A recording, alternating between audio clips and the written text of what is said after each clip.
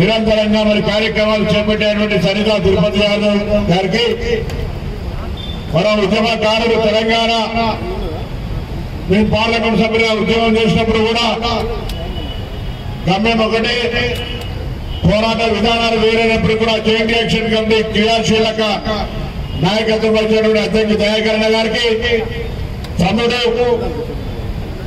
నేను 1999లో ఆ రాష్ట్ర ఎన్ఎస్సీ అధ్యక్ష పదవి, దానికంటే 92లో మన పాత ఇప్పుడే మాట్లాడాలి మహేష్ కుమార్ గౌడ్ కంపెనీలో వారి రాష్ట్ర ఎన్ఎస్సీ అధ్యక్షుడు, జిల్లా ఎన్ఎస్సీ అధ్యక్షుడిగా పనిచేసినటువంటి ఒక ఎన్ఎస్సీ అధ్యక్షుడు ఎమ్మెల్సీ గారికి, శివకుమార్ది, సతీష్ది ఇలా పేరుది, ఎందుకంటే కార్యక్రమ నిర్వాహకులు నాకు సంతృప్తికరంగా అనిపించలేదని పేర్లు తీస్తారు.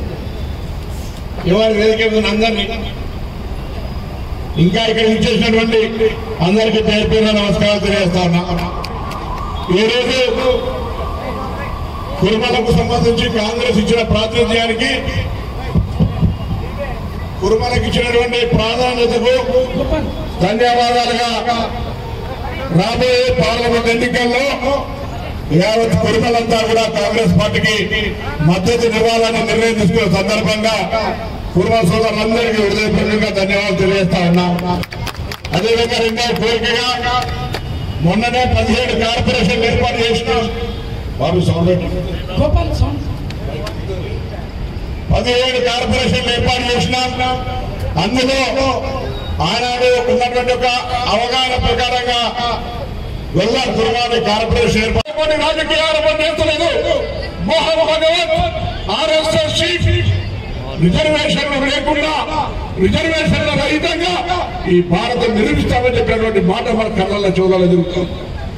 రిజర్వేషన్ ఉండతాయి ఆర్ఎస్ఎస్ చీఫ్ అంటే దాని తదుపరి 2010లో జరిగినటువంటి కులగల సర్వే నివేదికల్ని బయట పెట్టాలంటే, లేదా ఇప్పుడు కులగల సర్వే జరగాలని అంటే కూడా ఇప్పుడు కేంద్రంలో ఉన్న భారతీయ జనతా పార్టీ సుప్రీంకోర్టులో అభియోగం ఇచ్చింది దానికి వ్యతిరేకంగా. ఇది నిదర్శనం కాదని అడుగుతున్నాను.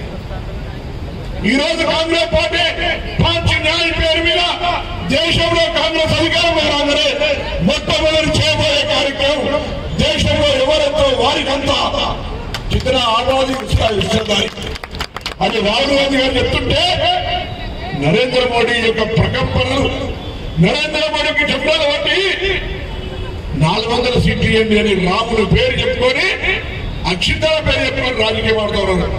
నేను మంత్రిగా మాట్లాడుతున్నాను, మంత్రిగా మాట్లాడుతున్నావచ్చు,